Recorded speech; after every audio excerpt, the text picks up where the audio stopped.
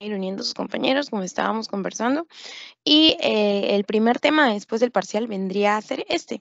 Justamente el tema me parece bastante interesante y lo vamos a tratar de hacer dinámico, tratando de resaltar puntos muy, muy importantes. Ya estamos grabando, así que bueno. Ok, el día de hoy vamos a revisar dos patologías, las cuales son el lupus eritematoso sistémico y también la artritis reumatoide. Y bueno, esa sería nuestra sesión 9, pero es la clásica clase teórica número 8, la primera sesión para el examen final, del cual también vamos a tener un repaso para el final mucho más adelante, ¿no? Obviamente. Entonces, bueno, vamos a rescatar los puntos más importantes de esta enfermedad que vendría a ser el lupus eritematoso sistémico, el cual me parece muy interesante y muy dinámica. Vamos a ver 4 puntos importantes que son preguntas de pasito y que les tienen que venir siempre a la mente cuando hablamos de lupus eritematoso sistémico. Vamos a revisar unas imágenes también, las cuales me parecen bastante ilustrativas. Número 1, esta es una enfermedad autoinmunitaria, ¿ok? ¿A qué nos vamos a referir con esta? En esta enfermedad lo que va a ocurrir es que va a haber un ataque de nuestro propio sistema inmune contra justamente nuestro propio equipo, en palabras sencillas, es decir, células de nuestro propio organismo contra células también de nuestro organismo. ¿Cómo así, Katy? Recuerden que esta palabra de auto viene de uno mismo e inmunitaria, sistema inmune. Una de las características del sistema inmune vendría a ser el hecho de, uno, reconocimiento, lo tuyo como propio y de lo extraño como ajeno, de modo que al reconocer lo extraño como ajeno, tu, tu organismo pues ataque a estos organismos extraños, válganse decir virus, bacterias, etcétera. Pero al haber una alteración de este eje de reconocimiento, ¿qué es lo que va a pasar? Ocurren justamente, por ejemplo, las enfermedades autoinmunitarias en las cuales tu sistema inmune es incapaz de reconocer lo tuyo como propio y empieza a atacarlo. Punto número 1. Para esto, en la histología, perdón, en la fisiopatología de esto, va a estar muy relacionado a estos, estos complejos de histocompatibilidad, como hemos visto en inmunología, ¿no? Dentro de los cuales vamos a recalcar el complejo que vendría a ser el HLA-DR2 y el HLA-DR3, principalmente asociados, para que se desarrolle toda esta gama de patologías que vamos a ir revisando, que son propios de este trastorno sistémico, porque su mismo nombre lo dice, lupus eritematoso sistémico, también conocido como LES. En la última vez está el sistémico, por eso dijimos que múltiples alteraciones, desde la punta de la cabeza hasta la planta de los pies, como vamos a ir revisando. Perdón por ese ruido. Entonces, ¿qué decíamos? De que para que se desarrolle toda esta complejidad de síntomas y signos, van a empezar a intervenir múltiples factores, factores externos, como por ejemplo los ambientales, como la exposición al sol, así como también van a haber factores intrínsecos de la propia persona, como por ejemplo el factor si eres hombre o mujer, es decir, factores que no puedes cambiar, ¿no? Como por ejemplo los estrógenos justamente relacionados y ligados al texto, ¿no? Por eso es que esta enfermedad también es más frecuente en mujeres, principalmente en un grupo de rango fértil. Ese también es un punto importante que lo mencionan en la teoría. Entonces, pero ese es como un detallito, ¿no? A mencionar en la fisiopatología. Habíamos dicho que hay factores extrínsecos y factores intrínsecos. Dentro de los factores intrínsecos, número 1, la genética, las mutaciones de los genes, ¿no? Después también el factor si eres hombre, si eres mujer, factores no modificables. Después también, ¿qué otro? Y muchos otros que vamos a ir revisando más adelante, pero esos serían los principales para revisar este punto número 1. Ustedes saben que primero les doy como que un panorama general, luego les voy señalando donde lo he mencionado. Número 2, es que esta es una enfermedad crónica recidivante. No es una enfermedad como que te da un día y ya, o que te da unas 3 semanas y ya, sino que este presenta un patrón crónico. Así como también vamos a ver que hay diferentes presentaciones del lupus eritematoso sistémico. Hay también hay un tipo de lupus, el cual se conoce como lupus discoide, el cual también hay una patología conocida como lupus subagudo y muchas otras que vamos a ir viendo con respecto a la presentación clínica de estos, ¿no? Así también recordemos que esta, al ser una enfermedad, como su mismo nombre dice, sistémica, puede afectar a cualquier sistema. ¿Qué pasa si estos complejos de antígeno-anticuerpo, que vendrían a ser la principal causa de esta enfermedad, se depositan a nivel de la pleura pulmonar? ya pues estaría desarrollando entonces una pleuritis. ¿Qué es lo que pasaría si estos complejos de antígeno-anticuerpos justamente se depositan a nivel de la pleura cardíaca? ¿Qué es lo que pasaría? A nivel de la membrana que va a estar envolviendo el pericardio. ¿Qué es lo que va a pasar? Pericarditis. Entonces, a nivel de donde, ¿y qué es lo que pasa si se va a la membrana basal glomerular? A nivel del riñón, que así como vimos en la primera sesión, ¿qué es lo que pasaría? Y lo mencionamos también, nefritis lúpica. Entonces, vamos a ver de que si estos depósitos de inmunocomplejos se depositan y se pueden depositar en cualquier parte de nuestro organismo, ¿qué es lo que pasaría? Empiezan a generar múltiples alteraciones. Entonces, ¿puede afectar únicamente a nivel pleural pulmonar? No. ¿Solamente a nivel cardíaco? No. Entonces, puede afectar a múltiples partes. Entonces, muchas veces les ponen esta pregunta, ¿no? Y les dicen, ¿solamente puede afectar a nivel cardíaco? No, eso es falso, porque puede afectar a múltiples otros órganos más, porque esta es una enfermedad sistémica. Y justamente el punto número 4 que les mencionaba, que vendría a ser el depósito de autoanticuerpos, ¿no? Usualmente a nivel del reconocimiento, perdón, a nivel de la membrana de las células, encontramos el reconocimiento del sistema inmune, ¿no? Pero ¿qué es lo que pasa? Como por ejemplo cuando habíamos visto en las anemias hemolíticas, ¿no? A nivel de la membrana del glóbulo rojo, habíamos visto que estaba el reconocimiento de estas, pero ¿qué era lo que pasaba si había una alteración de este reconocimiento? Como por ejemplo también en las enfermedades de antígeno anticuerpos, como habíamos visto en la eritroblastosis fetal, ¿no? ¿Qué era lo que pasaba? Había una alteración de este reconocimiento y justamente por eso para el segundo embarazo, en caso de incompatibilidad del RH, qué era lo que pasaba? Había un trastorno de isoinmunización, ¿no? ¿Y qué ocurría? Justamente los múltiples trastornos que hemos estado revisando, dentro de los cuales el principal mecanismo fisiopatológico era el hecho de la destrucción de estos glóbulos rojos por justamente estos complejos antígeno-anticuerpos, ¿no? Formados sobre estos. Ahora, ahora, ¿qué más tenemos que mencionar aquí? Bueno, aquí vamos a ver, estos son datos generales con respecto a la heterogeneidad y la clínica compleja están relacionados porque una persona puede desarrollar un cierto tipo de patologías con respecto al lupus eritematoso sistémico, pero en otras puede relacionarse de otra forma. Y tengo una memotecnia también que les voy a enseñar para que vean las múltiples alteraciones que puede tener esta enfermedad. Otro dato con respecto a la epidemiología, estas son preguntas de pasito que vendría a ser, son el lupus eritematoso sistémico, sus picos de presentación, en quiénes se dan, ¿no? Y te dan un rango de poblaciones. Este es más frecuente justamente, como les decía, en edad fértil. ¿Por qué? Por el hecho justamente relacionado al factor estrogénico. Y habíamos dicho de que pues en quién más se presentaba, en frecuente en mujeres. Y algunos dicen un rango de 1 a 10, también mencionan algunos artículos, y aquí se menciona de 6 de 10 a 1, ¿no? Justamente lo que les mencionaba. Más frecuente en mujeres. De 6 a 10 mujeres es más frecuente que en varones, ¿no? Pero con respecto a la morbimortalidad, es más frecuente en mujeres, pero si se presenta en un hombre es mucho más grave, ¿no? Al igual como vamos a ver más adelante en infecciones del tracto urinario. El simple hecho de que ya sea varón, eso convierte esa infección del tracto urinario en un criterio para que ésta sea complicada, ¿no? Bueno, ese es un ejemplo. ¿En quién es? Esta también fue pregunta de pasito en tiempos anteriores, que es en qué personas es más frecuente esta enfermedad, ¿no? Y los ponen ahí como en personas de raza negra. Y más baja en personas de raza blanca, como también les voy a mostrar que estos datos los menciona el doctor. Esto de aquí ya lo mencionamos con respecto a la herencia.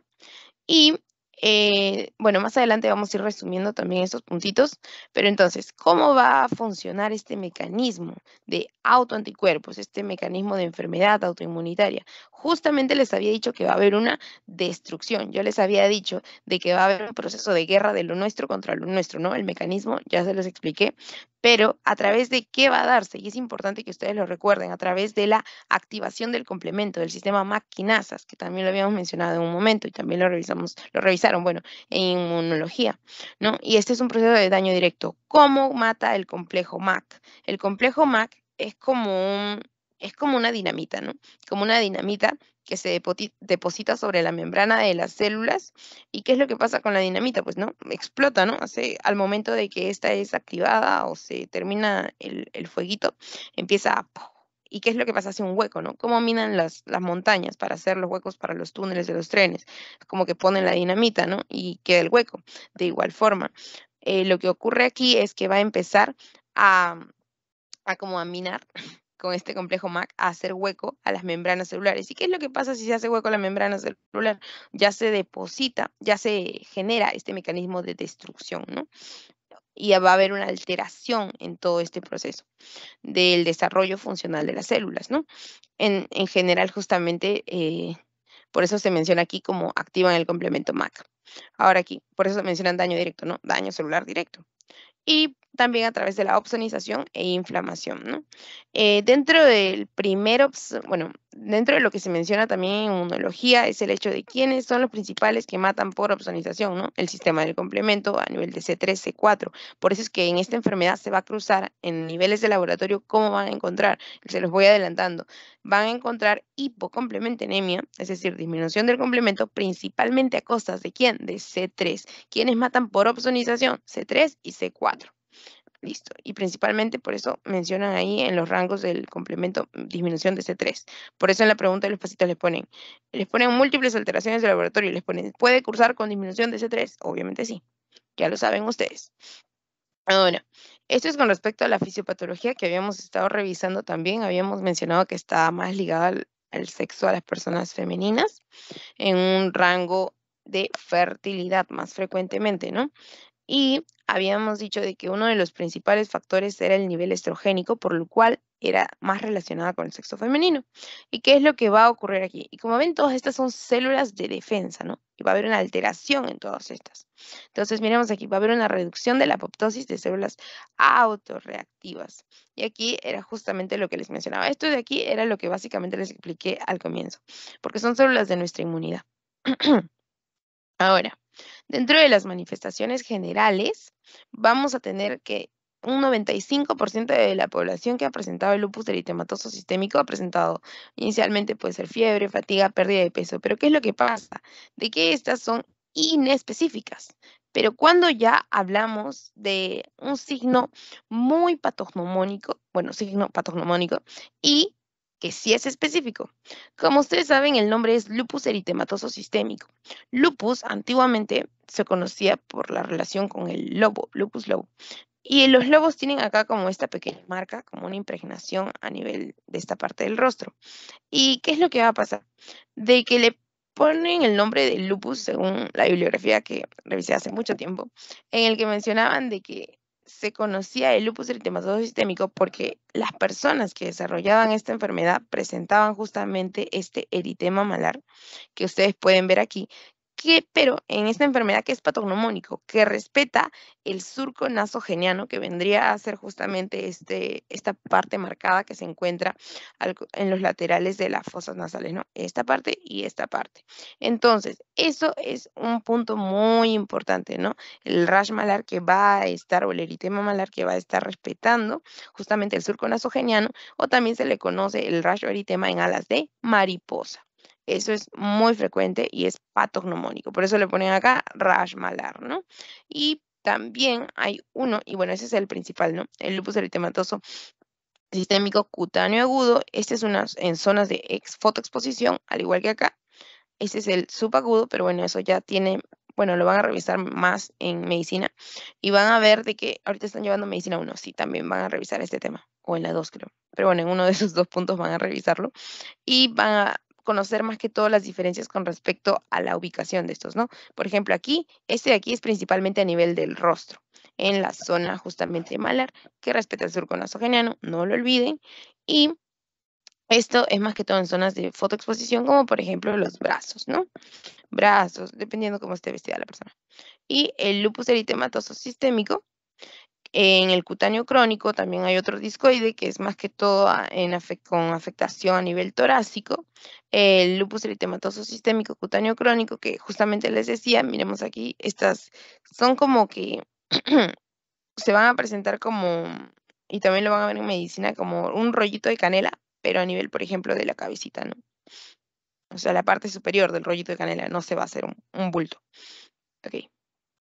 Ahora, para seguir revisando las alteraciones, vamos a ver de que principalmente tienen que poner el ojito en dos cosas. Una de ellas vendrían a ser las alteraciones hematológicas, que las vamos a ver también en los exámenes de laboratorio. Y también vamos a revisar ciertas manifestaciones musculoesqueléticas. Estas dos vendrían a ser dentro de las más frecuentes, como la vamos a revisar aquí, que vendrían a ser hematológicas en un 85%, y las musculoesqueléticas, que vendrían a ser en un 95%, y estas sistémicas, ¿qué pasa con estas sistémicas, Katy? Que estas sistémicas vendrían a ser muy inespecíficas. Fiebre, astenia, baja de peso, náuseas, las pueden encontrar en múltiples otras patologías. Entonces, vamos viendo de que es importante en las musculoesqueléticas resaltar justamente las artritis y artralgias. Recordemos que artritis, por la enfermedad de artritis reumatoide, ya la vamos a revisar más adelante porque en este seminario, en este tema vamos a revisar los dos de manera rápida, resaltando los puntos más importantes. Y sin embargo, el lupus eritematoso sistémico, en esta enfermedad también se pueden presentar estos cuadros, ¿no? Entonces, ¿qué van a caracterizar a las alteraciones musculoesqueléticas en el lupus eritematoso sistémico? Bueno, esta puede afectar cualquier articulación y puede aparecer artritis reumatoide. Número uno, lo que les comentaba. Número dos, ¿qué es lo que va a pasar aquí? Que esta enfermedad es no erosiva, pero puede ser deformante. Más adelante les voy a mostrar el concepto de artropatía de Jacob y les voy a mostrar unos cuadros comparativos porque hay un dato muy importante que quiero que ustedes mismos lo objetiven más adelante, que a los doctores, por ejemplo, a la doctora Lorena siempre le encantaba resaltar, ¿no? Puede ser simétrico o asimétrico, es decir, que se puede presentar en una mano o en ambas manos. En la artritis reumatoide es más frecuente de que se presenten en ambas manos, por eso es una enfermedad simétrica. Y el dolor puede ser migratorio, ¿no? Entonces aquí tienen algunas características para describir esta patología. Y principalmente se hace diagnóstico diferencial con artritis reumatoide, ¿no? Aparte también por elevación del factor reumatoide que se puede encontrar en ambas patologías. Pero va a depender de múltiples otras pruebas también complementarias, no solamente a nivel de laboratorio.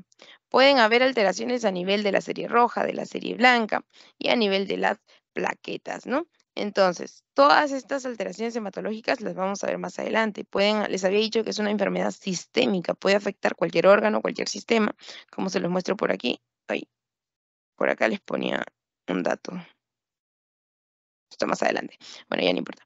Manifestaciones cardiovasculares, entonces también les había comentado justamente por el depósito de inmunocomplejos, pueden haber alteraciones de la conducción, pueden haber también una cardiopatía isquémica, ¿qué es lo que pasa porque también pueden haber este depósito de estos inmunocomplejos a nivel de los vasos, puede causar vasculitis, puede causar aterosclerosis también, puede causar justamente estos procesos de obstrucción de los vasos sanguíneos. Puede causar también el desarrollo de trombos, por ejemplo, cuando encontramos el anticuerpo antifosfolipídico muy relacionado. Entonces, múltiples alteraciones, ¿no? Aquí les hablaba de la aterosclerosis y y es predisponente a múltiples otras alteraciones cardiovasculares, ¿no? Puede desarrollar también la endocarditis de Lima-Sac por justamente el depósito de estas vegetaciones a nivel de la válvulas derechas, principalmente mitral, y múltiples otras alteraciones, ¿no? Que bueno, ya sería, y no, como les decía, la enfermedad pericárdica, que es bastante interesante, como les comentaba. Pero entonces, para manifestaciones gastrointestinales también. Entonces, para ir resumiendo, esto es básicamente lo que habíamos comentado. Hasta aquí, esto lo hemos revisado. Ahora, a nivel hematológico, porque esto de aquí lo vamos a revisar más adelante, a nivel hematológico, en un 85%, ¿qué es lo que podemos encontrar? Anemia de trastornos crónicos, en un 70%. ¿Por qué? Porque van a haber alteraciones gastrointestinales. Dentro de ellas, ¿qué es lo que tenemos, por ejemplo, aquí?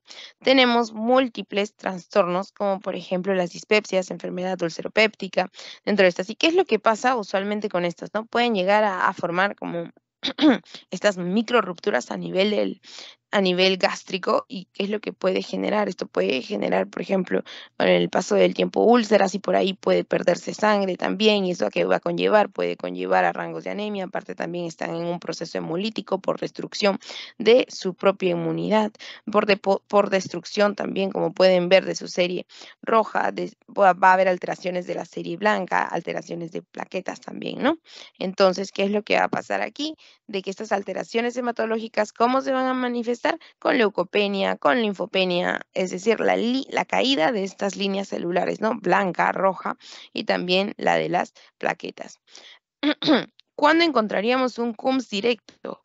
Habíamos revisado también en la teoría del laboratorio de hemoterapia y habíamos visto de que cuando era un CUMS directo, cuando teníamos a un glóbulo rojo y teníamos a múltiples otros glóbulos rojos ya alterados, a múltiples otros anticuerpos que estaban como que con su arma tratando de disparar o apuntando a nuestro glóbulo rojo, ¿no? Es decir, que vamos a ver a un glóbulo rojo aglutinado, es decir, con múltiples otras células alrededor, complejos que pueden ser de autoanticuerpos que pueden estar tratando de destruirlos. Cuando vemos un glóbulo rojo rodeado de múltiples otras células como aglutinados, justamente destruyéndolo, pues hablamos de un proceso de CUMS directo que se manifiesta de esa forma, ¿no? Entonces, por ello, el CUMS, ¿en qué se va a traducir? Justamente en hemólisis, en destrucción de este. Por eso CUMS directo positivo. Aparte, es directo porque estamos haciendo a la misma persona, ¿no? Ya. También pueden desarrollarse linfadenopatías, esplenomegalia, porque va a haber un arresto a nivel del vaso. Ustedes saben que el vaso vendría a ser el órgano hemocaterético, es decir, por donde van a ir a morir los glóbulos rojos. O cementerio de los glóbulos rojos también se le conoce así, y en este proceso pues hay un trastorno de hemólisis, entonces van a ir al cementerio pues los glóbulos rojos, ¿no? Por así decirlo.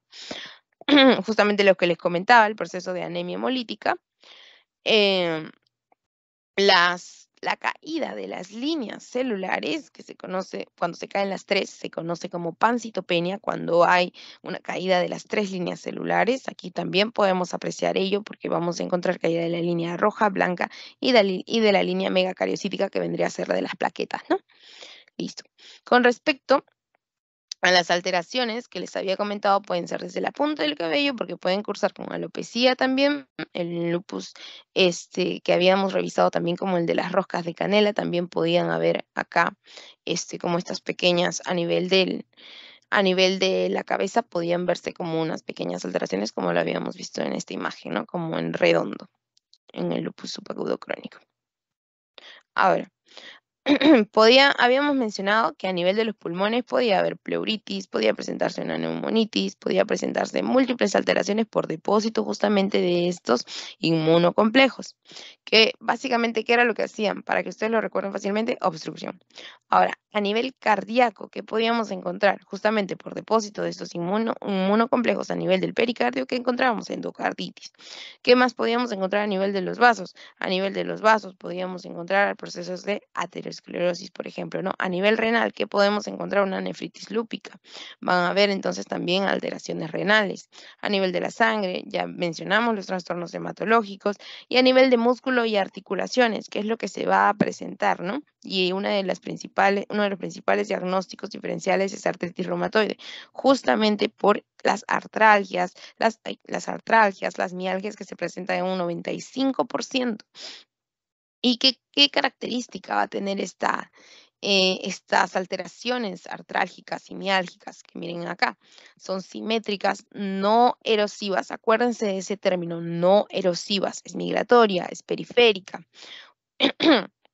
La artropatía de Jacob se las voy a presentar en un momento. También puede cursar con nódulos subcutáneos. También es mucho más frecuente en artritis reumatoide, pero aquí solo en un 5%. Estos nódulos subcutáneos, principalmente a nivel de las bursas, se van a ver en artritis reumatoide, ¿no? Y es mucho más frecuente. Aquí solo en un 5%, como para que tampoco digan, ah, sí, estoy súper segura de que más es artritis que lupus. No, es más demarcado el porcentaje de presentación, ¿no? Y miremos aquí el exantema o eritema malar, el rash en alas de mariposa, que respeta el surco nasogeniano, más frecuente en mujeres, no lo olviden. Estos son datos que hemos mencionado, también todos estos lo hemos mencionado. este dato de aquí también. Esto solamente como que para que no tengan que estar copiando al momento de que estoy hablando, sino para que estén concentrados y escuchando. Son datos que hemos mencionado. Tenemos aquí la poliartritis no erosiva, que en un momento también vamos a mencionar, que son básicamente esto que podemos observar en la imagen. Y ahora, en el lupus eritematoso sistémico, como les había mencionado, principalmente, ¿a qué se relaciona o cuál es su principal diagnóstico diferencial? Se le relaciona, se diferencia bastante. ¿Con quién? Con la artritis reumatoide. Y justamente por los datos que hemos estado revisando, ¿no? Aquí puede que encontremos artralgias, mialgias en un 85%, pero en la artritis reumatoide van a haber ciertas características. En el lupus eritematoso sistémico dijimos que esta era una patología no erosiva, mientras que aquí vamos a encontrar erosiones articulares y lo vamos a comparar también más adelante. Aquí principalmente no encontramos deformidad y si hay cuadros que se han presentado de esa forma es muy chiquito el porcentaje, al igual que los nódulos subcutáneos, ¿no? Y en la deformidad crónica aquí sí está marcada. Estos son los tipos de lupus que hemos estado revisando también. También se los había comentado. Con respecto a la diferenciación de si estamos ante un lupus neonatal, por ejemplo, van a ver de que a nivel de laboratorio van a haber ciertos marcadores que ya nos van a ir indicando si tal vez como esta enfermedad puede tener múltiples, múltiples influencias, por factores justamente de fármacos, por factores también de alteraciones. Por ejemplo, si hay una mayor alteración renal, si este es por influencia hormonal o si ha sido por un consumo de fármacos a largo plazo, pues también nos lo pueden más o menos expresar nuestros marcadores de laboratorio, como lo vamos a ver más adelante, ¿no? Entonces, esto de aquí vendría a ser una memotecnia. Aquí, veo que se conectaron más. Ok, perfecto. Aquí hay una memotecnia, ay, en esta no, en esta. Hay una memotecnia muy simpática que les va a servir porque son los criterios que se postularon justamente para el diagnóstico del lupus eritematoso sistémico. Y es, para que lo recuerden de manera memorística, bueno, para que lo relacionen con algo gracioso, vendría a ser Lala y Sara chafadas sin un plan, ¿no? O también hay otra memotecnia conocida como Safari. Pero bueno, ¿cómo así, Katy? En estas palabritas, básicamente ha estado resumido lo que les he estado comentando. Con esta memotecnia va a resumir los criterios cutáneos, también los criterios a nivel de las pleuritis que se pueden generar o pericarditis, es decir, las itis, también los criterios articulares, criterios renales que hemos comentado, también los criterios inmunológicos, criterios hematológicos y criterios neurológicos. Como les dije, puede ir desde la punta de la cabeza hasta la planta de los pies estas alteraciones, ¿no? Entonces, a nivel de los criterios cutáneos para el lupus, podemos encontrar, por ejemplo, va a depender, no es necesario que estén todos, obviamente. Para diagnosticar el LES, se tiene que cumplir las siguientes condiciones: 4 criterios, al menos un clínico y un inmunológico. O sea, basta que tenga un criterio clínico y un inmunológico para yo poder cerciorar mi diagnóstico, ¿no? Ahora, y por aquí también me habla acerca de la nefritis lúpica, de la cual también hablaremos en un segundo rápidamente, nada más. Eh, con respecto a los criterios cutáneos, ¿qué vamos a tener?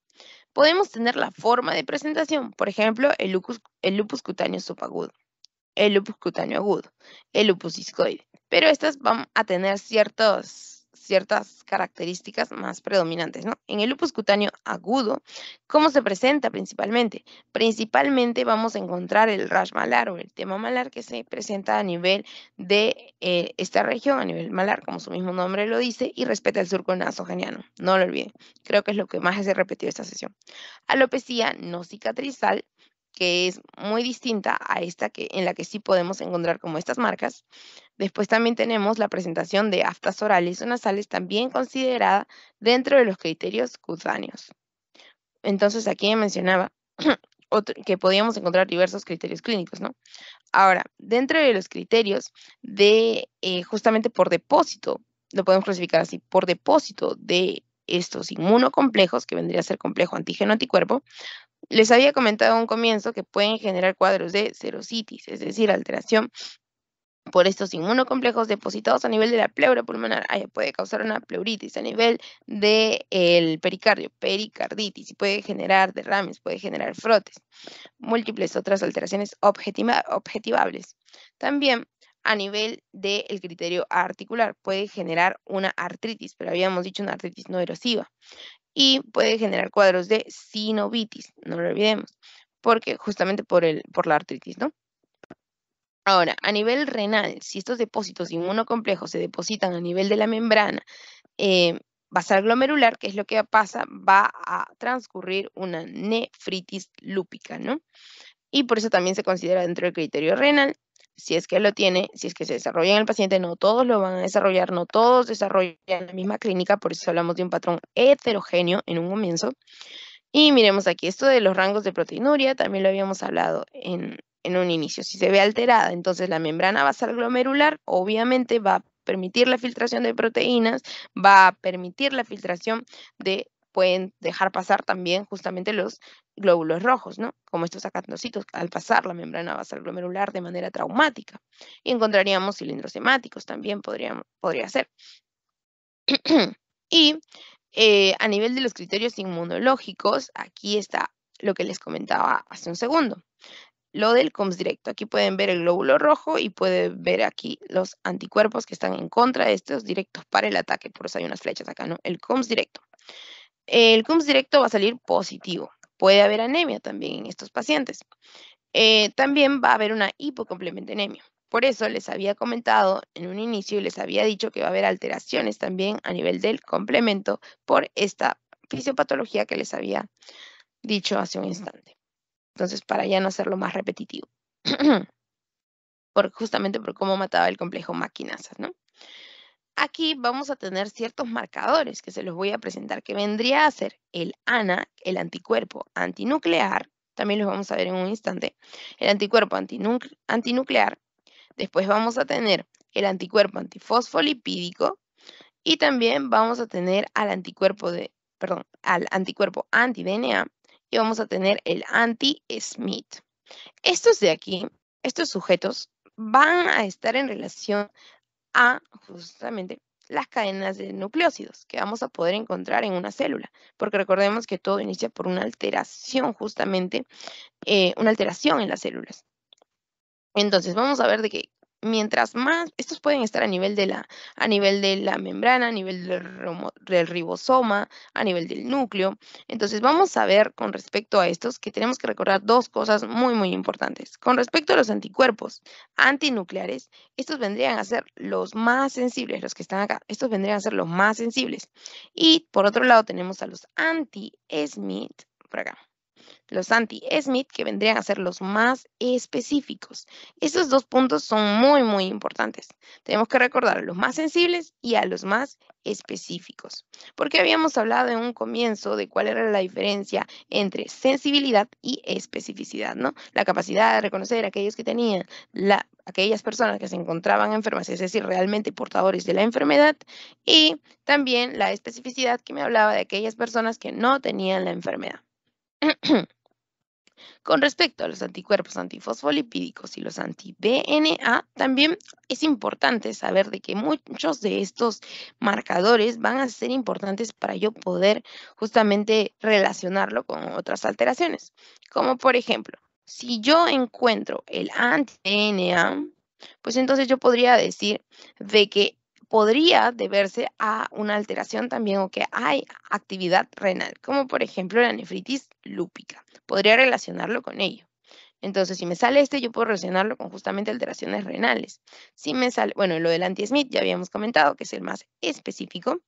Después, con respecto al anti-Ro, en una evaluación, recuerdo que lo preguntaron, creo que fue para el final, en el que mencionaban al anti-Ro, justamente como les había mencionado, relacionado al lupus neonatal. Después vamos a ver por aquí, hay otro que les quería mencionar, acá estaba, el anticuerpo antifosfolipídico, que justamente tenía que ver con los cuadros de trombosis que les había comentado en un principio, y les había dicho justamente de que estos también podían estar viajando en el torrente sanguíneo y podían generar cuadros isquémicos, ¿no? Estos cuadros isquémicos que podían generar también alteraciones justamente si viajaban al cerebro, pues entonces, ¿qué era lo que iba a pasar? Lo que iba a pasar, pues iba a ser, por ejemplo, si generaba obstrucción y no llega una correcta oxigenación al cerebro, pues ustedes ya se imaginan lo que pasará, ¿no? Entonces, después, justamente les había mencionado también el hecho de si estaba relacionado al consumo de medicamentos por un largo periodo de tiempo, ¿no? Y entonces, cómo podrían saber si estaban relacionado o ligado al consumo de fármacos? Con justamente el antihistonas, ¿no? Entonces, estos marcadores nos sirven justamente para la relación con las manifestaciones. Listo. Entonces, otro dato adicional que tal vez podría serles útil para más adelante vendría a ser que el anticuerpo antifosfolipídico esté relacionado justamente con los abortos. Ahora, no por el hecho de que si tú te haces un aborto va a salir el anticuerpo antifosfolipídico elevado, ¿no? Sino más bien eh, como un factor de riesgo, dado que en esta enfermedad por anticuerpo antifosfolipídico va a justamente eliminar el producto, produciendo un aborto.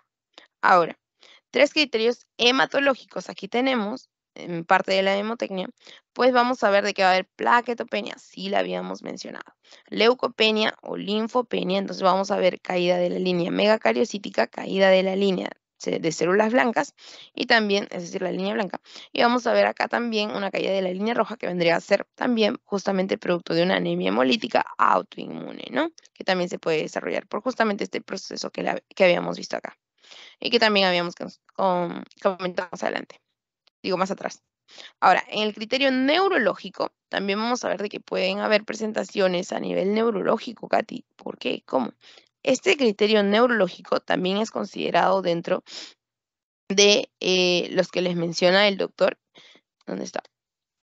Pero acá está como que más dinámico parte de la mnemotecnia, porque puede haber también una psicosis lúpica, pueden presentarse también justamente por estos depósitos de inmunocomplejos, ustedes lo van relacionando de esta forma, ¿no? Si es a nivel de los vasos, puede haber una alteración en los vasos. Si este depósito de inmunocomplejo se deposita a nivel cardíaco, puede haber una alteración cardíaca. A nivel renal, puede haber alteración renal. Entonces, de acuerdo al depósito de estos inmunocomplejos que van a estar viajando por el torrente sanguíneo, encuentran un punto y empiezan a desarrollar justamente alteraciones a nivel de ese órgano y a nivel sistémico. Entonces, justamente por eso hablamos de que esta enfermedad no es únicamente órgano comprometido, sino más bien de que va a involucrar múltiples sistemas, ¿no? Sistémica y por justamente estos complejos inmunes. Ya, esto justamente era lo que les había explicado acerca de las alteraciones relacionadas a lo que cómo lo hemos clasificado. Estos son datos, como les había comentado, para que ustedes no tengan que estar copiando lo que comentaba, son básicamente cosas que hemos mencionado. Esto también lo hemos estado viendo para poder seguir avanzando. Esto también es parte de las alteraciones que hemos estado viendo, solamente para que ustedes lo relacionen de manera dinámica. Y aquí podemos ver los criterios de Euler, ¿no? Estos criterios famosos que también les menciona el doctor, en el cual podrán observar, aquí estaba el criterio neurológico, ¿no? Pero les comentaba antes de ver de que hemos estado viendo de que hay alteraciones que pueden ser inespecíficas, hay alteraciones que pueden darse a nivel dermatológico. ¿Cómo dermatológico? Katy, no has mencionado ningún dermatológico, pero a nivel cutáneo no hemos mencionado este rash, este eritema. Sí, hemos mencionado también las aftas orales, hemos mencionado también en el lupus discoide, como que se veía como una rosquita de canela que les había comentado a nivel de la cabecita, a nivel del tórax. A nivel de las lesiones, a nivel de las zonas de fotoexposición. Entonces, todas estas consideradas dentro del nivel dermatológico. Así como también vamos a poder observar que a nivel de las artritis puede presentarse con diversos tipos de artralgias, mialgias y puede cursar con sinovitis también.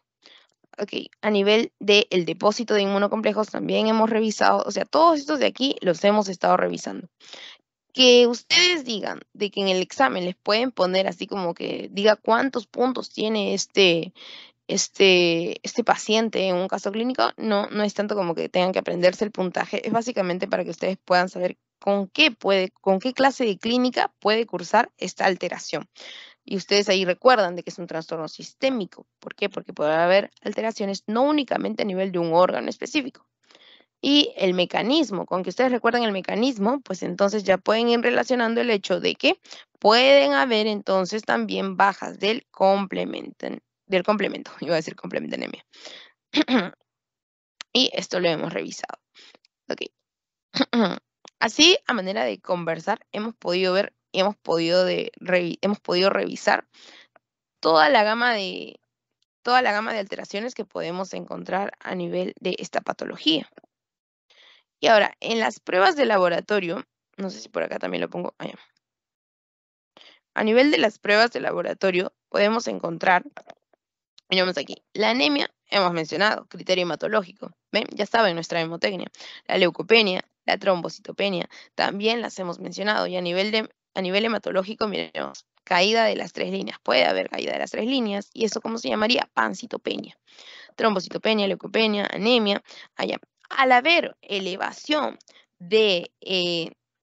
una elevación de la muerte de los glóbulos rojos, para que lo entiendan así, ¿qué es lo que va a pasar? Estos al morir y al momento de que se hace la prueba del volumen de sedimentación globular, que es básicamente en el tubito, es que se pone a girar, queda un sobrenadante, y este sobrenadante vendría a ser, y se mide esto sobrenadante vendría a ser los glóbulos rojos, por así decirlo, que ya han fallecido, que ya han cenecido, que ya no están útiles, justamente porque han sido destruidos, y este sobrenadante va a tener que ascender, obviamente, conforme la maquinita va dando vueltas y vueltas. Entonces, en el tubito de ensayo, en el cual está la muestra de sangre, ¿qué es lo que va a pasar? Va a medirse qué tan rápido sube porque obviamente cuando algo está inerte, cuando algo está sin vida, no tiene su masa, no tiene su peso porque está destruido, va a subir más rápido. Entonces a eso se refiere con la velocidad de sedimentación globular, y justamente con esto va a medir el hecho de la destrucción de estos. Entonces, vamos a ver justamente que está relacionado y ligado también al proceso de anemia, al proceso de hemólisis. Entonces es por esto de que va a haber una elevación de este. También va a haber un aumento de la proteína C reactiva. También vamos a poder encontrar, y estos son proteínas C reactiva, y múltiples otros, que mejor no los digo para no confundirlos, múltiples otros, también son considerados como marcadores, y se los mencioné en un momento, les había mencionado estos dentro de los marcadores que me señalan, hey, algo está pasando en mi organismo. Son marcadores de fase activa, ¿no? Entonces, es importante también considerarlo. Sin embargo, no lo podemos ver aquí en esta tablita, ¿no? Sin embargo, es como que para tenerlo dentro de las pruebas de laboratorio. Y también podemos encontrar que lo de la nefritis ya se los mencioné, pero miremos aquí, la alteración en el complemento que se las pongo en esta tablita, que es muy importante. Puede haber consumo del complemento de C3, C4, y vamos a ver de que lo de los anticuerpos ya se los había mencionado. Sí, esto básicamente ya lo hemos revisado con respecto a estas clases de alteraciones, pero el consumo del complemento es muy, muy marcado. Así que no lo olviden, puede haber baja S3, baja S4. Estos de aquí, dentro de los criterios de clasificación del Colegio Americano de Reumatología, también básicamente va a estar evidenciando los trastornos que hemos ido revisando como de broma, pero lo hemos estado viendo. Y son todos los que hemos estado conociendo. Trastornos renales, neurológicos, hematológicos. Uy, nos gana la hora. Entonces van a ver de que esas alteraciones hematológicas también las hemos visto, ¿no? Listo. Ahora, en el tema de les, hasta aquí, ¿alguna pregunta o podemos seguir avanzando con este tema que solamente nos va a tomar como que unas palabras, que también es bastante sencillo, el tema de artritis reumatoide? ¿Todo bien?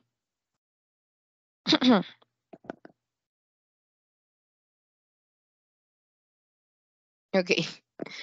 Interpretaré ese silencio. Ok. Entonces, en esta segunda parte de artritis, ay, ya, en esta segunda parte, que vendría a ser la patología de artritis reumatoide, o también conocida por sus siglas de AR. Entonces, este de aquí también está en comparación con el lupus eritematoso sistémico en una misma clase. ¿Por qué? Porque es uno de los principales diagnósticos diferenciales y también tiene que ver con el factor reumatoide. Recordemos que el factor reumatoide se puede elevar no únicamente en, por ejemplo, en la artritis reumatoide, también puede estar elevado en el lupus eritematoso sistémico. Recordemos que en el lupus eritematoso sistémico también vamos a cursar con cuadros de artralgias y mialgias. Ok, entonces, ¿qué es lo que tenemos que ver aquí? ¿Por qué lo comparo yo con la artrosis? Y en este cuadrito, ¿no? Y en múltiple literatura es comparado con la artrosis, porque existe una gran confusión. Recordemos que cuando vemos celitis al final de una palabra como terminología médica, lo entendemos como un proceso inflamatorio. Pero cuando hablamos de de osis, hablamos de un proceso degenerativo, cuando hablamos de enfermedad. Entonces, en la artritis hablamos de un proceso inflamatorio y en la artrosis hablamos de un proceso degenerativo. Y cuando hablamos de un proceso degenerativo, en la artrosis más vamos a estar relacionándolo a una alteración por un proceso mecánico, por una alteración mecánica, mientras que en la itis, esta enfermedad es la que va a ir al reumatólogo, porque requiere un tratamiento diferente. Es más, ambos se diagnostican de un modo distinto y encontramos marcadores distintos en estos. Entonces, ¿qué es lo que tenemos que ver aquí? Principales diferencias, y que si ustedes recuerdan esta imagen, les va a servir bastante para los demás puntos que vamos a ver en esta patología. Cuando hablamos de artritis, aquí vamos a ver una afectación de la membrana sinovial. Pero cuando hablamos de la artrosis, hablamos de una afectación del propio cartílago, como lo vemos en esta imagen. Artrosis, destrucción del cartílago. Artritis reumatoide, hablamos de como lo pueden observar aquí, un proceso, como está en rojo, lo asociamos con inflamación, ¿no? Va a haber un proceso inflamatorio de la membrana sinovial. Hablamos de la membrana sinovial, también habíamos revisado en líquidos corporales, también parte de este complejo, ¿no? Y cuando encontrábamos estos líquidos también alterados. Pero tal vez hasta el momento ustedes dirán, membrana sinovial, cartílago, qué tanta alteración hay? Pero les voy dando un ejemplo y debí partir de este mejor para que no se me pierdan. Cuando hablamos del proceso de degeneración en la artrosis, les dije que hablábamos de un efecto más mecánico. Les dije que hablábamos de un proceso justamente ya de degeneración. ¿Y a qué se va a deber este? Relaciónenlo con cuando ustedes están cansados por haber hecho una tarea, por ejemplo, el lavar los platos, el lavar la ropa. Ahora imagínense de que esa sea su tarea porque porque es su labor, porque les pagan por hacer eso, es su trabajo. Esto va a ocurrir y va a cursar más en esta población en la fase activa, en la fase laboral, en la cual producto de los años y de este trabajo mecánico que ellos realizan, empiezan a presentar estas alteraciones a nivel de las articulaciones. Entonces es por ello que desarrollan esta patología conocida como artrosis. Mientras que ustedes creen que la artritis es generada, ¿acaso porque ellos están constantemente trabajando, porque constantemente están en este movimiento mecánico?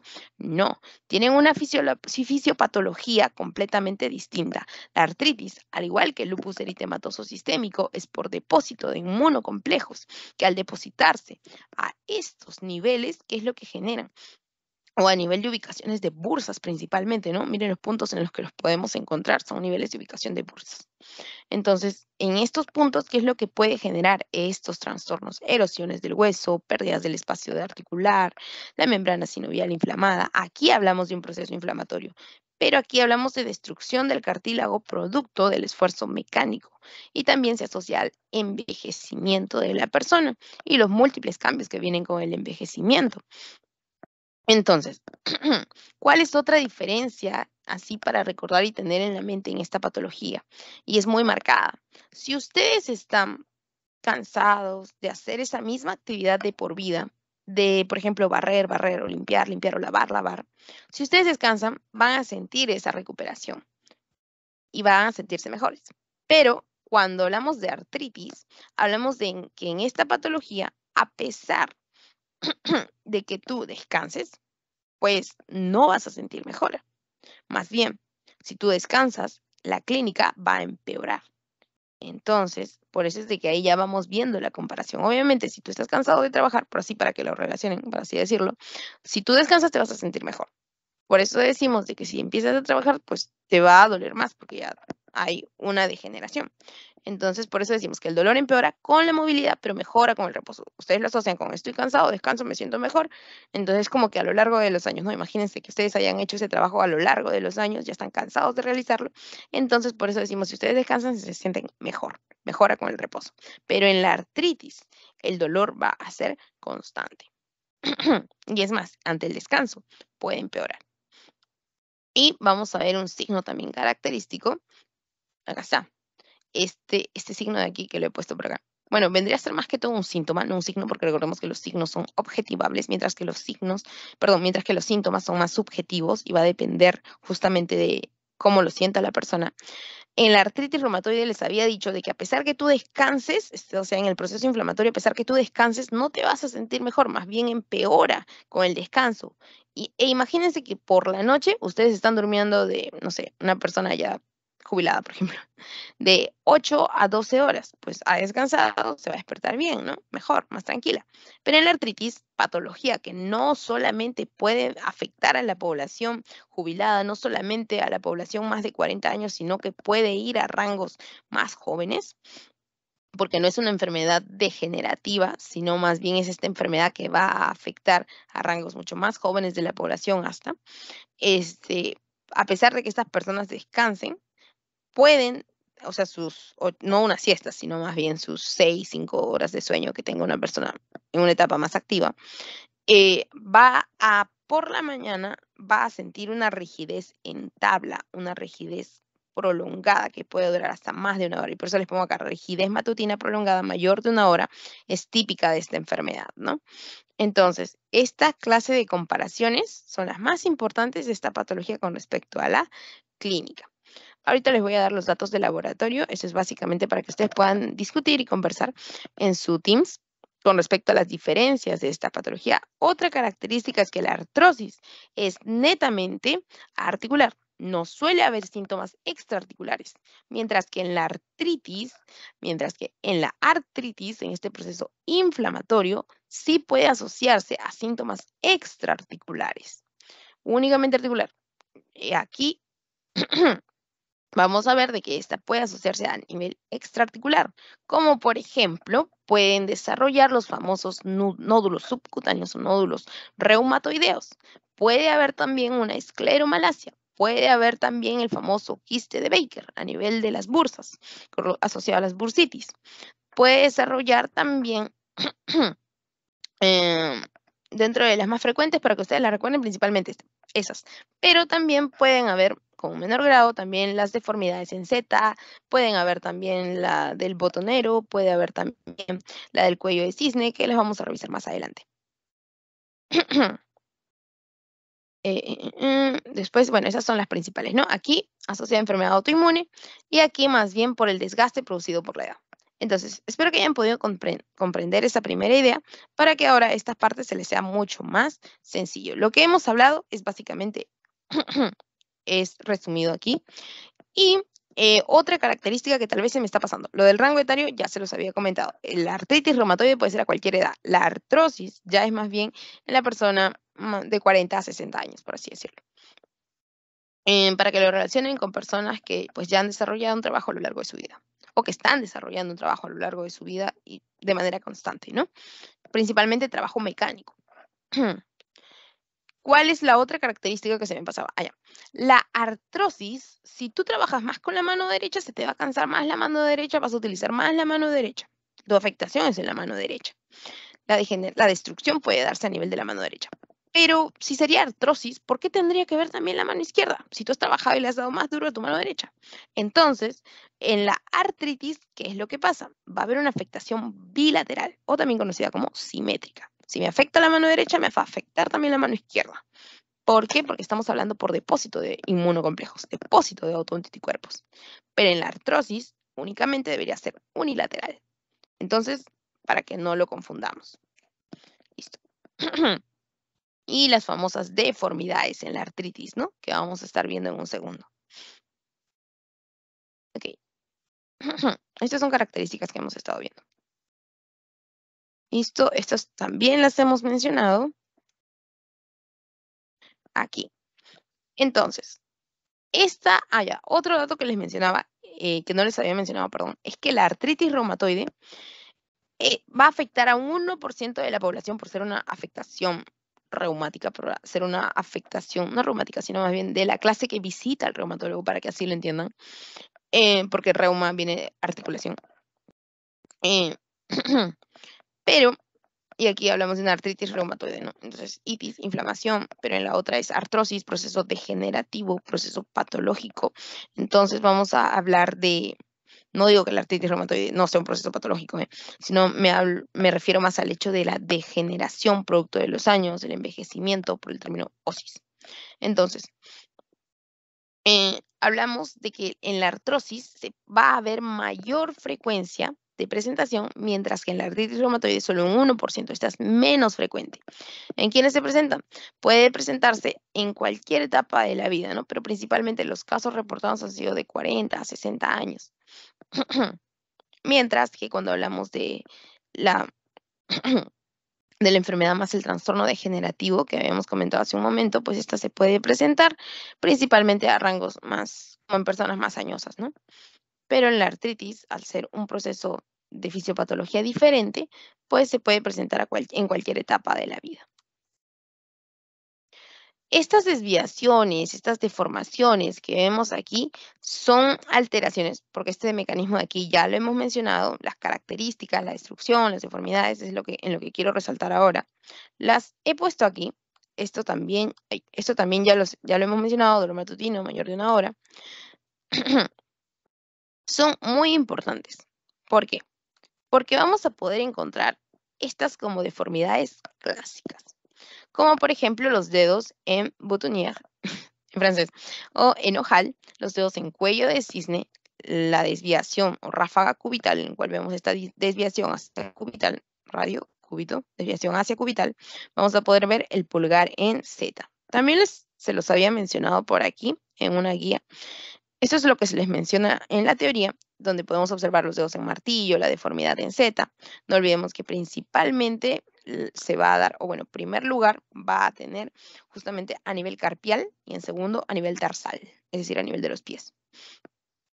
Entonces vamos a poder encontrar estas desviaciones que he mencionado aquí y no se olviden de revisar estas, ¿no? Porque ¿dónde está la flexión? ¿Dónde está la hiperextensión? Y todos esos datitos se los mencionan también en la teoría de manera rápida, pero en el Teams lo abordan más y es pregunta de pasito, no lo olviden. Entonces, por ejemplo, en los dedos en boutonnière o en ojal, vamos a encontrar una flexión fija en la articulación interfalángico proximal, en la proximal, y hay una hiperextensión a nivel distal. Aquí está la distal, interfalángica distal, y aquí interfalángica proximal, y vamos a verla. Aquí podemos observar la flexión y aquí la hiperextensión. Mientras que cuando hablamos en cuello de cisne, hablamos justamente de la hiperextensión contraria, ¿no? Es decir, la hiperextensión fija de interfalángica proximal y la flexión de la interfalángica distal. Esto de aquí es pregunta de pasito, por eso hice hincapié en estas. Estas son otras alteraciones que podemos encontrar también propias de justamente de la artritis reumatoide. Son alteraciones que podemos encontrar en estas propias de las artropatías. Lo que les había comentado también de que la más frecuente es a nivel carpial y a nivel tarsal, la segunda más frecuente. Ahora, se trata también de una poliartritis crónica, eso lo mencionamos, simétrica, aditiva, erosiva, deformante y anquilosante. Estas de aquí son características que describen y son palabras sencillas con las que podemos describir a la artritis reumatoide. Perdón. Ya. Quería ver mi cargador. Sin embargo, no solamente pueden haber alteraciones a estos niveles, sino que también les había dicho de que puede haber una presentación extraarticular. Y les mencionaba la escleromalacia perforante, también producto de estos depósitos inmunocomplejos, el quiste de Baker, los nódulos reumatoideos, que son bastante frecuentes también, como podemos observar aquí a nivel del olecrano. Aquí también podemos encontrar bursas, o sea, zonas donde encontramos bursas va a estar relacionado justamente a estos nódulos reumatoides, aquí debajo de la fosa popltea. Ya. Aquí con respecto a esta de aquí, esta alteración también me pareció muy muy llamativa con respecto a la subluxación atlantoxoidea, en la cual vamos a poder observar también en la evidencia radiográfica, justamente porque hay una hiperlaxitud relacionada a esta patología. Ahora, hay algunos criterios que vendrían a ser por la Asociación Americana, perdón, por el Colegio Reumatológico Americano, que vendrían a ser los de 1987, pero hay criterios mucho más actualizados por parte de estas instituciones, pero es básicamente lo que hemos estado comentando. La rigidez matutina, les había dicho, mayor de 1 hora. Ahora, ¿cuál es otro criterio? Un segundo. Ay, pensé que eran ustedes, perdón. También van a haber artritis de 3 o más grupos articulares, que es importante que estos sean simétricos. ¿Y cómo yo recuerdo que sean simétricos? Porque me hablan aquí de 14 grupos articulares, pero aquí tenemos interfalángicas proximales, metacarpofalángicas, muñecas, codos, rodillas, tobillos, metatarsofalángicas. Y aquí hay 7, Katy. ¿Y de dónde me sacas 14 grupos? Porque recordemos que al ser una patología simétrica, es decir, de que tengo que contar 2 por cada uno. 2 arriba, 2 arriba, 2 arriba donde me esté dando y 2 abajo si me está dando abajo, en las articulaciones inferiores. Entonces, en la suma de estos podemos contar los 14 grupos articulares. ¿Qué más? Las artritis de articulaciones de las manos, como habíamos visto, inflamación, recordemos por itis, la artritis simétrica que habíamos estado comentando también por aquí, la rigidez en tabla, no olvidemos aquí, los nódulos reumatoideos, que también pueden ser parte de la clínica de estas patologías, pues el factor reumatoideo en suero, del cual vamos a hablar en un momento también, parte de lo que podemos encontrar como alteraciones de laboratorio, las alteraciones radiográficas también. Entonces, esos son criterios más basados, hasta aquí, más basados en la clínica. Aquí un criterio de laboratorio y aquí un criterio radiográfico. Entonces, ¿qué es lo que principalmente ustedes ven cuando llega un paciente? Pues obviamente la clínica de este paciente, ¿no? Desde el nivel ectoscópico hasta el interrogatorio posterior que ustedes van a realizar. Y luego ya es que ustedes pueden realizar las pruebas de laboratorio de manera complementaria. Y en las pruebas complementarias, justamente es en las que se va a basar principalmente a nivel serológico, esta nueva tabla, según la guía que nos habían dado, pues justamente para poder ver los criterios para el diagnóstico de la artritis reumatoide. Pero también va a clasificarse a nivel clínico de acuerdo a este puntaje. Mientras más articulaciones estén afectadas, va a tener un mayor puntaje. Porque recordemos que dentro de los criterios que nos mencionaban aquí eran más de 3 grupos. Y aquí teníamos más de 10 articulaciones afectadas o de 4 a 10, de 1 a 3. Entonces eso se cuantifica y se le da un puntaje. Y a nivel serológico, vamos a ver lo que vamos a revisar en un segundo. Entonces, esta parte lo saqué de las guías MIR, pero se los resumo de la siguiente forma. Vamos a encontrar primero señalando que el factor reumatoideo es el que más se detecta en los laboratorios, que vendría a ser el IgM.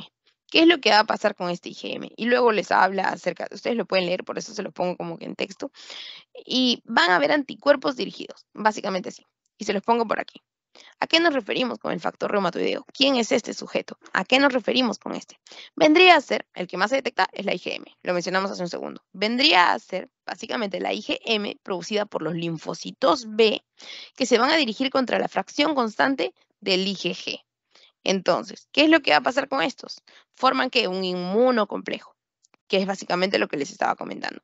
¿Y qué va a pasar con esto? Se depositan en las articulaciones. Y es ahí cuando empiezan a generar distintos trastornos y alteraciones, ¿no? Dependiendo de dónde estos se depositen, principalmente a nivel articular, hablando de artritis reumatoide. Ya no estamos en lupus. ¿Y qué van a producir? Una gran inflamación. Por eso el proceso de artritis, itis, inflamación. ¿Y qué van a generar? Compromiso articular, pero también extraarticular. No olvidemos ello. Por ello de que, por ejemplo, podemos mencionar las episcleritis, otra literatura también menciona el síndrome de Sjögren, en el cual nos hablan de justamente la resequedad a nivel de conjuntiva, a nivel de boca, dentro de otras. También procesos como, por ejemplo, el síndrome de Felty, el cual cursa también con esplenomegalia, neutropenia, también neuropatías, polineuropatías, alteraciones, estas sí son a nivel articular, como las que hemos estado mencionando, y Entonces, eso es con respecto al factor reumatoideo. Sin embargo, hay múltiple otra población, no únicamente con la enfermedad, que nos puede dar también el factor reumatoideo positivo. No olvidemos ello. No únicamente porque salga factor reumatoideo positivo, ya estaríamos hablando de una artritis reumatoide. Entonces, Katy, ¿cuál vendría a ser el marcador de laboratorio? Podría decir que sí, esto es más seguro, que es más confiable, que sí puede ser una artritis reumatoide. Ese de aquí, déjenmelo presentárselos, sería, ¿dónde está? No está en negrita, pero debería estar en negrita. Vendría a ser acá, el anticuerpo anticitrulinado. Y si vamos a las pruebas, anticuerpo anticitrulinado, ¿qué vendría a ser?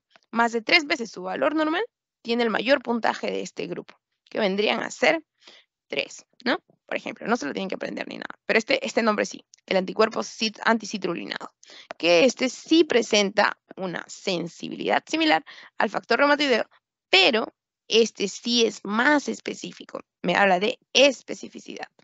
Entonces, este de aquí sí vendría a ser más importante si es que les ponen las alternativas, ¿no? Y creo que se los puse en la pregunta de pasito. Este no es tan conocido como ustedes recién están iniciando en este largo camino, entonces, al igual que yo. Entonces, estamos viendo de que este nombre tal vez hasta ahorita no lo han escuchado, pero los anticuerpos anticitrullinados son los de mayor especificidad para el diagnóstico de esta enfermedad, ¿no?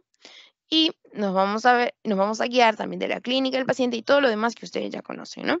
Entonces, pueden haber también marcadores de fase activa, marcadores o reactantes de fase aguda, que también les mencioné hace un segundo, que vendrían a ser el volumen de sedimentación globular, pueden cursar también con alteraciones hematológicas aquí, y el PCR, ¿no? El BSG y el PCR me van a estar diciendo de que me pueden estar hablando también o me pueden estar traduciendo que hay una alteración en el organismo, sí, pero aquí relacionada que al depósito de autoanticuerpos, el depósito de inmunocomplejos, que pueden estar generando destrucción. Y en este proceso, como ustedes han visto, hay destrucción. Como pueden ver, en este proceso hablamos de hasta erosión del hueso, hablamos de pérdida del espacio de la articulación, hablamos de inflamación. Entonces, aquí podemos estar hablando de que entonces, en nuestra clínica, ¿cómo se traduce este proceso como una fase activa? ¿Y quiénes son los reactantes de fase activa? El BSG y el PCR. Entonces, si se encuentran elevadas, les damos 1 punto. Si se encuentran normales, le damos 0 puntos. Y estos van a estar relacionados con la actividad, lo que les comentaba justamente. Y puede haber también entonces consumo del complemento, sí, también puede haber consumo del complemento o hipocomplementinemia. De acuerdo a si este dura menos de 6 semanas o mayor o igual 6 semanas, también se clasifica, ¿no? Ahora, usualmente, como para hablar de artritis reumatoide, no se lo mencioné aquí, pero se tiene que hablar de mayor o igual 6 semanas, ¿no? Para ya dar un diagnóstico, así como que definitivo. Esto de aquí es un cuadrito que hice cuando llevé el curso de laboratorio y, si no me equivoco, por acá también contemplo estos criterios de mientras más puntos, o sea, mientras más articulaciones afectadas, voy a darle más puntos.